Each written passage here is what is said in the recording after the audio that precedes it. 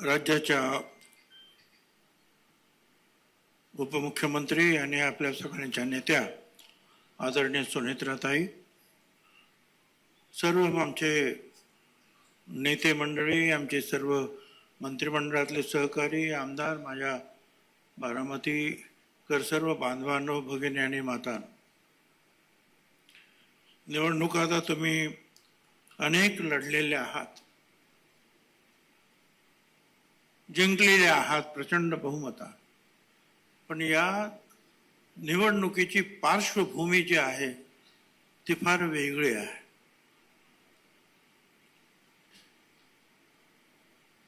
अजितदादा आजही मंत्रिमंडळात त्या मंत्रालयात गेलं की असं वाटतं की अजितदादा इथून तिथून येतील किंवा ऑफिसमध्ये भेटतील. बारामतीमध्ये आज उतरल्यानंतर दादा नाहीत अशी बारामती मनाला फार अजूनही चटका लावून जाते. पण काही सगळ्याच गोष्टी आपल्या हातात नसतात, काही दैवाच्या हातात असतात. आणि म्हणून जे आहे त्याला आपल्याला पुढे तोंड द्यायचं.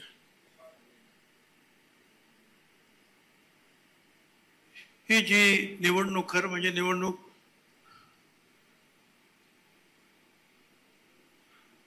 घेण्याचा काही प्रश्न नव्हता, परंतु दादाने जी अचानक जाण्याची वेळ जी काही निवडली आणि त्याच्यामुळे ही निवडणूक आणि आपण सगळ्यांनी, राष्ट्रवादी काँग्रेस पक्ष असेल आणि इतर सगळ्या अनेक पक्षांनी पाठिंबा देऊन आपण सुनेत्राताईंना दादांच्याच या जागेवर निवडणुकीसाठी उभं केलंय. आपण एक लक्षात घ्या, सुनेत्राताई या केवळ बारामतीच्या आमदार म्हणून तुम्ही देणार नाही आहात, त्या राज्याच्या एक नेत्या आहेत, हे आपण सगळ्यांनी लक्षात ठेवलं पाहिजे. आणि त्या दृष्टीनंच तुमची आमची जे आहे पुढची वाट असली पाहिजे. या निवडणुकीमध्ये पाहताच म्हणजे तुम्ही निवडून देणार 100% याच्याबद्दल माझ्या मनात जरा सुद्धा शंका नाही. पण हे मतदान करताना सुद्धा तुमच्या लक्षात हेच असलं पाहिजे की आपण राज्याच्या एका आमच्या भगिनी नेत्यांना निवडून देतो आहोत. राज्याच्या नेत्या त्या भगिनी आहेत आमच्या. खरं म्हणजे आनंदाची गोष्ट आहे. अनेक पक्षांनी जे आहे आपल्याला पाठिंबा दिला.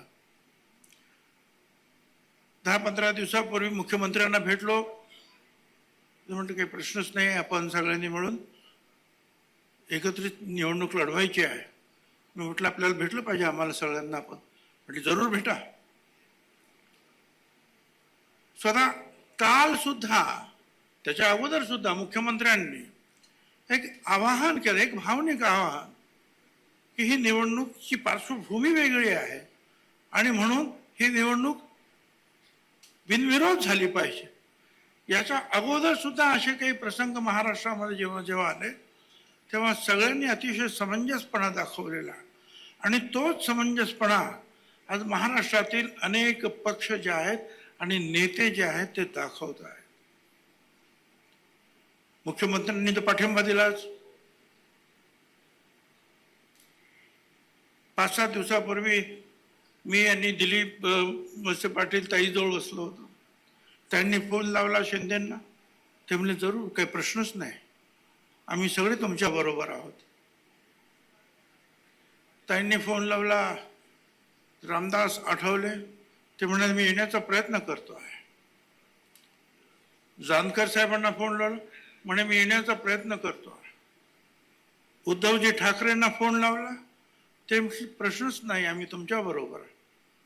एवढंच नाही, ताई म्हणाला की भुजबळ आणि दिलीप तुमच्याकडे येतील. निरोप आला, कशाला, ते बरोबर दिसत नाही. आम्ही मनापासून तुमच्या बरोबरच आहोत ना. बाकी कधी पण तुम्ही या, पण या कामासाठी येणं काही आवश्यक नाही, आम्ही पूर्णपणे तुमच्या बरोबर आहोत.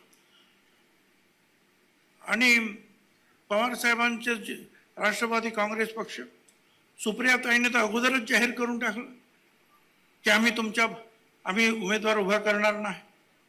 आणि मग ताईंकडूनच आम्ही निघालो, मी आणि दिलीप आणि पवार साहेबांकडे गेलो. सुप्रियाची आई तिथंच होत्याच. सांगितलं की असं, त्यामुळे कुठे प्रश्न येतो. आम्ही सगळ्यात अगोदर आम्हीच जाहीर केलेलं आहे की आमचा उमेदवार असणार नाही आणि आमचा पाठिंबा असणार. बऱ्याच वेळ बोलत होते. त्यांचं पण म्हटलं तुमचं मतदान आहे. हो म्हणाले, आहे आमचं मतदान, येण्याचा प्रयत्न नक्की आपण करणार. पूर्णपणे त्यांचे सुद्धा आशीर्वाद आहे.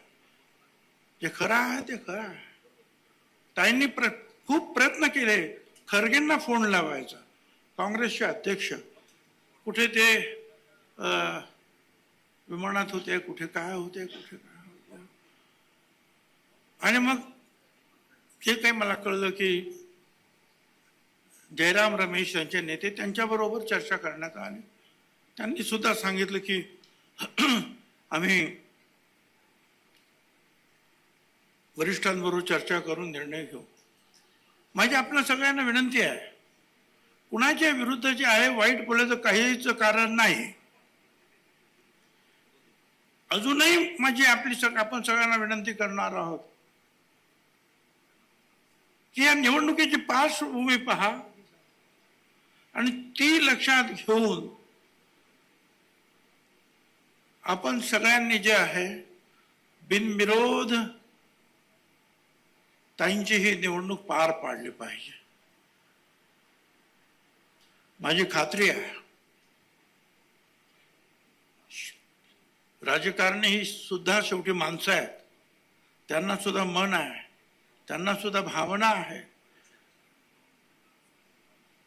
त्या भावनेलाच मी हात घालतोय आणि सांगतोय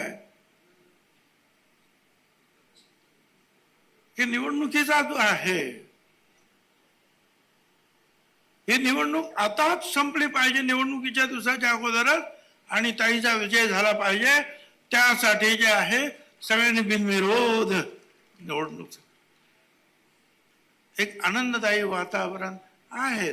वातावरण दुःखद आहे, पण त्यामध्ये सुद्धा आपण एक चांगलं पाऊल उचलतो याचा आनंद सगळ्यांना होणार आहे.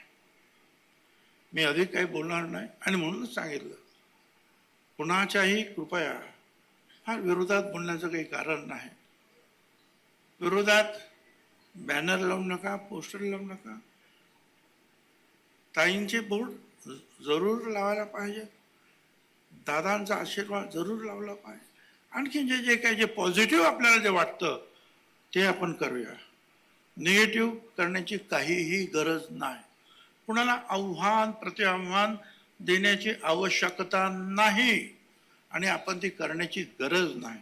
आपण एका वेगळ्या भावनेतून ही निवडणूक लढतो आहोत आणि ही निवडणूक त्याच भावनेनं पुढे सरकली पाहिजे आणि त्याचा निकाल सुनेत्राताई या राज्याच्या नेत्या म्हणून आपण बारामतीमधून त्यांना पुन्हा एकदा विधानसभेत पाठवणार आहोत.